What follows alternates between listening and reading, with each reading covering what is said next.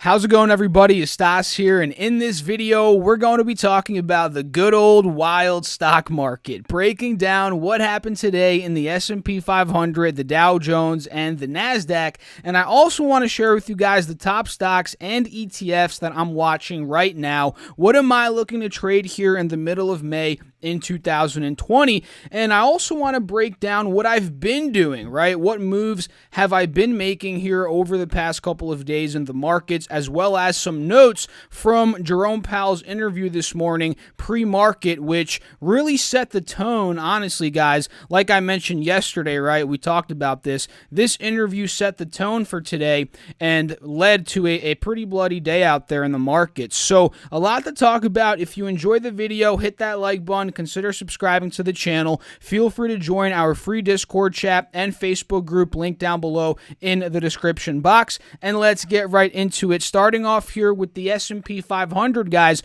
which ended up going down $50.12 today, down 1.75%. And at its worst, believe it or not, the S&P was actually almost down 3%, guys. Pretty incredible recovery here. I mean, not an incredible recovery. It's not like I want to blow it out of proportion, but we did see about a 30-point recovery in the S&P from 2790 at its low of the day up to about where it closed, and that marked about a 1% recovery. So at its worst point today, it was down about 2.75%. So not a good day at all for the markets today. And yesterday, if you guys saw, was another bad day. The S&P was down 2%. So a 4% drop here in the span of 2 days on the S&P 500 for the S&P 500. So let's take a look at some technicals here. You guys can see we clearly held 2790 to about 2800 bucks. That's a pretty strong support right now for the S&P. And why do I say that? Well, let's take a look here at the 3-year 1-week chart. Notice how 2790 to about 2800 bucks. This was a resistance back in the beginning of 2018.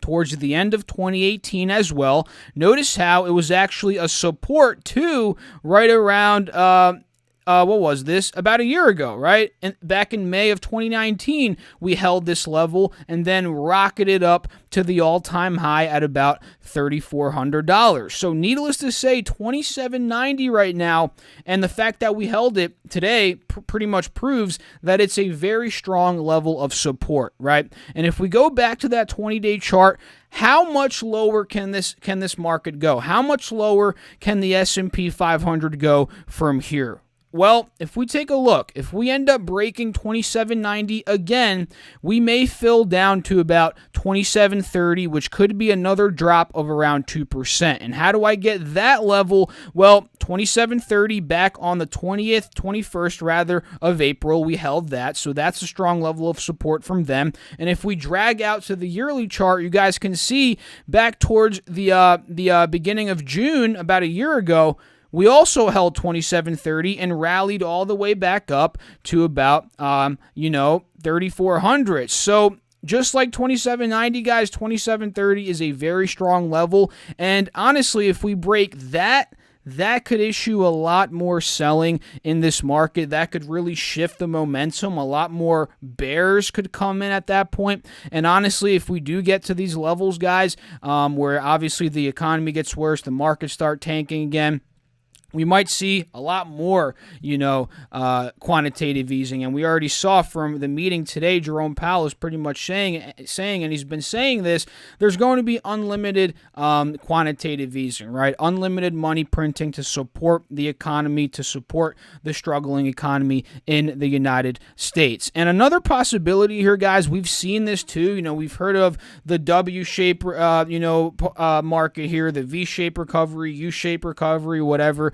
Another option here is we just trade horizontally for a bit. That's another possibility on the S&P, right? Let's say we hold 2,800, we pop back up 2,950, sell off a bit. The market doesn't always have to be insane spikes, insane drops. A lot of the time, the market is just horizontal. It's just consolidating over a couple months. That could really be what could happen as well here over the next couple of weeks, months, guys. And as always, I'd love to know what you guys have to think. And when it comes down to the Dow Jones today, down 520 points, down 2.17%, it is very clear at this point we broke the bottom of the wedge, right? We broke the bottom of the wedge we talked about in yesterday's video. We also got rejected by main moving averages, so this is not looking too bullish for the Dow Jones at this point. Quite frankly, it's looking bearish by what I'm seeing here on the 4-hour chart. And if we zoom in a bit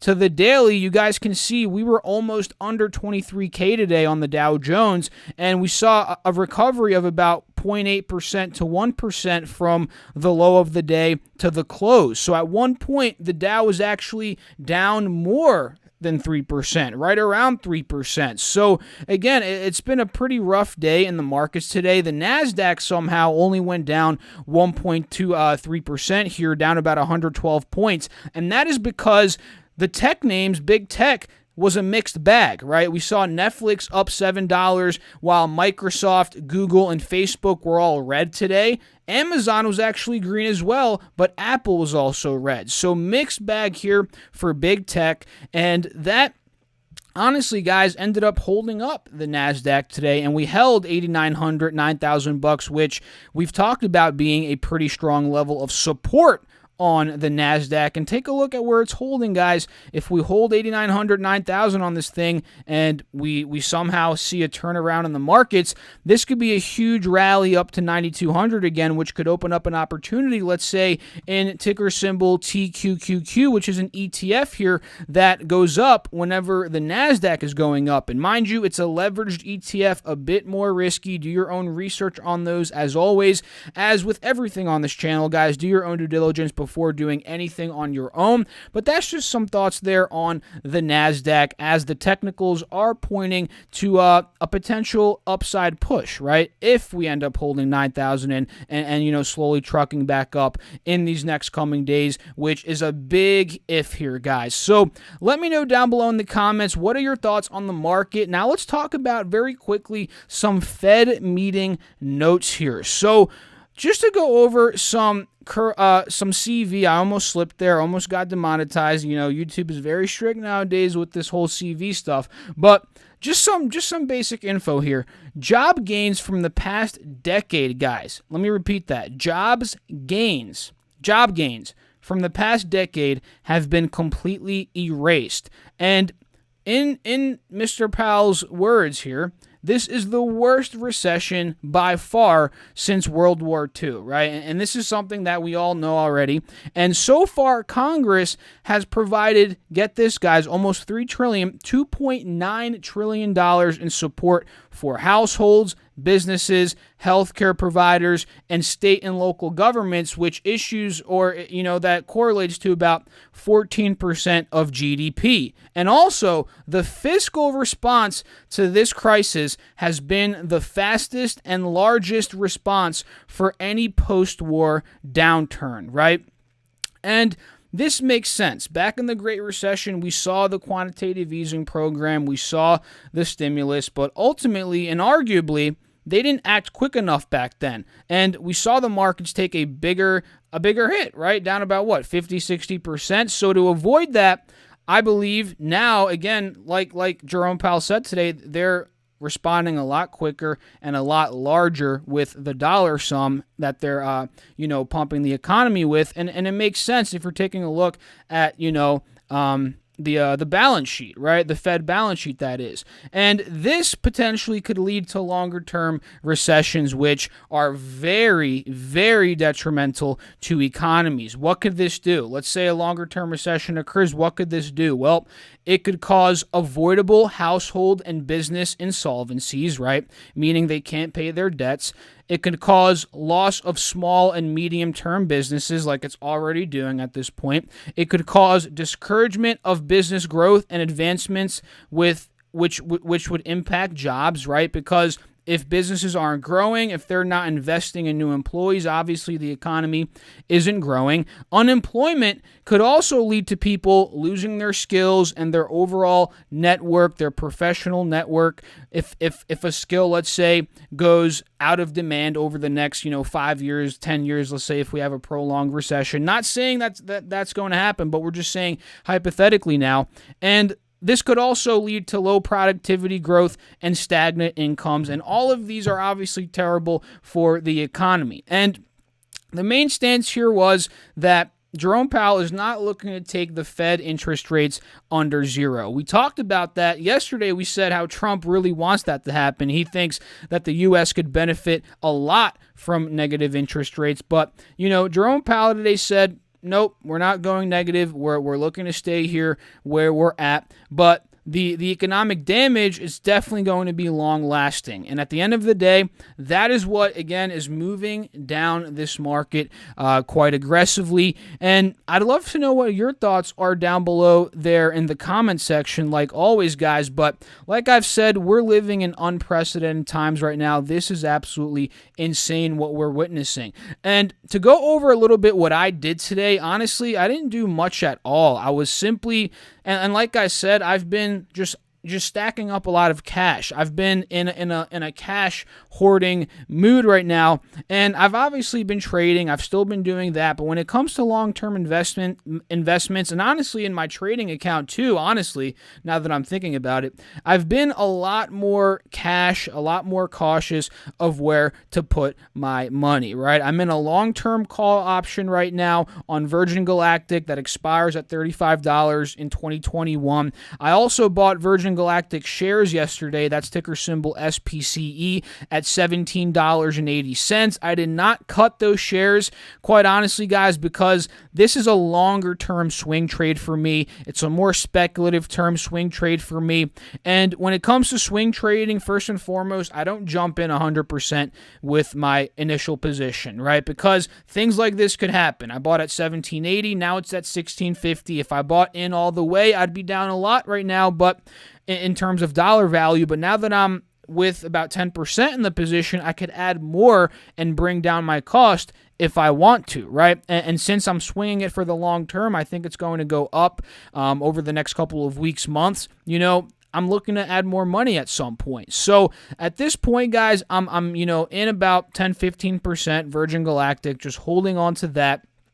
And that's really it, honestly. I'm looking to maybe get into GDX tomorrow since gold is just crushing it. Gold up $15 today, up about 0.9%, looking pretty bullish here, especially if we break out of this wedge here, guys. And you may be asking yourself, going back to Virgin Galactic, why is the stock falling? Well, other than the pressure of the overall markets, we're seeing Richard Branson is selling out of his stock to actually raise capital for Virgin Atlantic, which is the traditional commercial flight business with airplanes, right? The airplanes business. And obviously that's getting crushed right now, and many people are freaking out, in the SPCE community. But the way I look at it here is, guys, Virgin Galactic, it's a longer-term play here if you're looking at it from a long-term investment perspective. This stuff, space flying, is not going to happen in a year. It's more of like a 5-10-year play.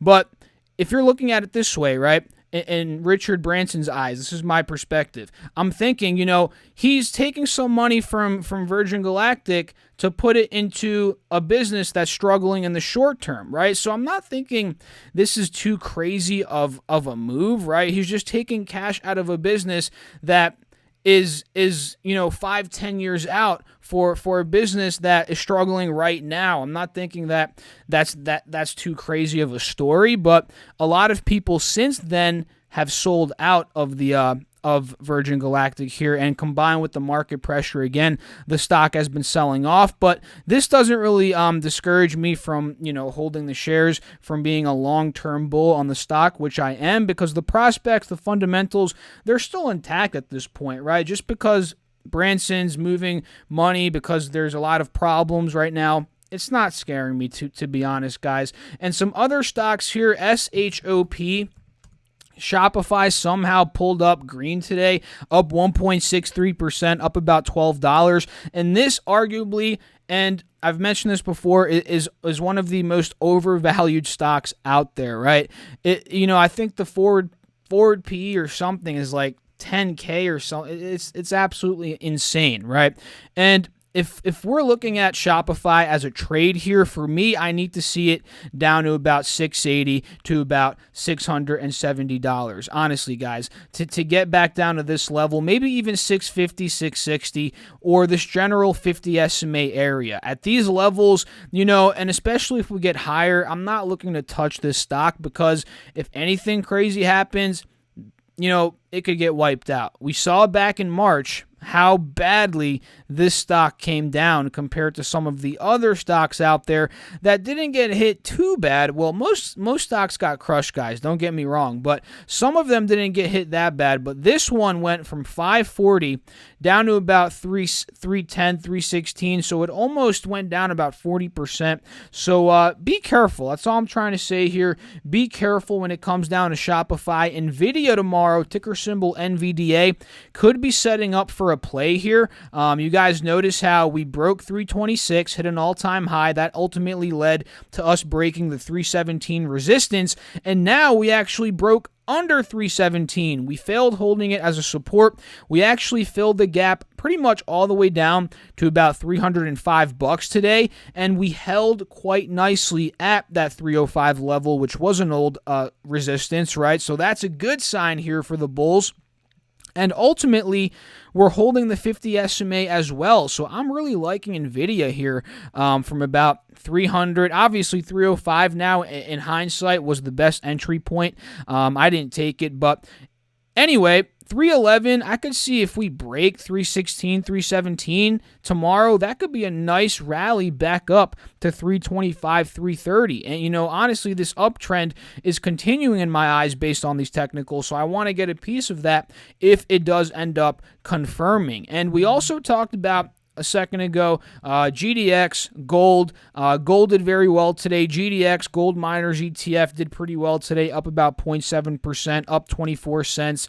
And honestly, guys, for me to get back into GDX, I've traded a lot over this run-up. I've traded options a lot over this run-up. For me to get back into it, I need to see a definitive break out of this little downtrend that we've been in here. And the fact that we're maintaining $34 is pretty attractive to me over the past couple of days, but we'll break out of, let's say, $34.30 to about $34.50. That could be the go to maybe get in and go back and ride it back up to, let's say, $35.50 to maybe even higher, because ultimately I do think the miners ETF, this one in particular, gold miner stocks in general, I think they're going to do well over these next couple of months, which is why I've been trading in and out of this, and which is why I want to get back in. And another ETF to trade based upon gold is GLD here. GLD ended up ripping above $160 today, which was a very good sign, right? And now we're getting to a trouble spot. Trouble spot being around $161.60 to about $161.70. I'm thinking if we can break and we see gold rallying out of that 1730 level, we'll go back and see gold in a second. But I think if we get that pop, we can see GLD rally up to 165, 164, 163. These are all levels that I'm seeing here for GLD. And going back over here to gold, notice how we're seeing, again, like I mentioned earlier, this downtrend, the wedge, right? But we're slowly creeping out of the top of the wedge, which is bullish. So if we do get that full breakout into the 1740s, 30s, 50s, that is when GLD is really going to rip. And honestly, GDX too, because GDX does really well in generally speaking here when gold is doing great, and especially in the environment we're in right now with all of the money printing, all of the quantitative easing, and so forth. So a couple more to talk about here. The video game stocks today did well as well. ATVI, Activision Blizzard, up 2%, up $1.40 today. And honestly, I'm loving how strong it's holding up, especially when the markets are getting crushed. That's a good sign here for Activision. So for tomorrow, guys, although I didn't play it today, I'm looking for a potential break out of maybe $73.80 to $74. From there, maybe a move up to $75 could be possible. That could be a move of upwards 2.5 to 3%. That's what I'm looking at for Activision here. And EA, another video game stock we talked about yesterday, and I'm watching right now, Electronic Arts, also did pretty well today, up about 0.5%, up point, or rather 53 cents. And we can see it's holding strongly at about 115. Now it's pushing 117. We might start to make that push back up to 119, 120, which is where we could ultimately capitalize on this stock. So overall, guys, I went over everything I wanted to go over in this video. We talked about some stocks. We went over some news regarding Virgin Galactic, regarding the Jerome Powell interview today. So I'd love to know down below in the comments, what are your thoughts? As always, if you enjoyed the video, I would really appreciate it if you guys hit that like button, consider subscribing to the channel, and if you guys actually want one free stock valued up to $1,400 from WeBull, you can actually use my link down below in the description box. All you have to do is deposit $100 into the account, and you get that free stock valued up to $1,400. So I'll catch you all in the next video. Thanks again for watching. As always, stay safe out there. Peace out. How's it going, everybody? It's Stas here, and in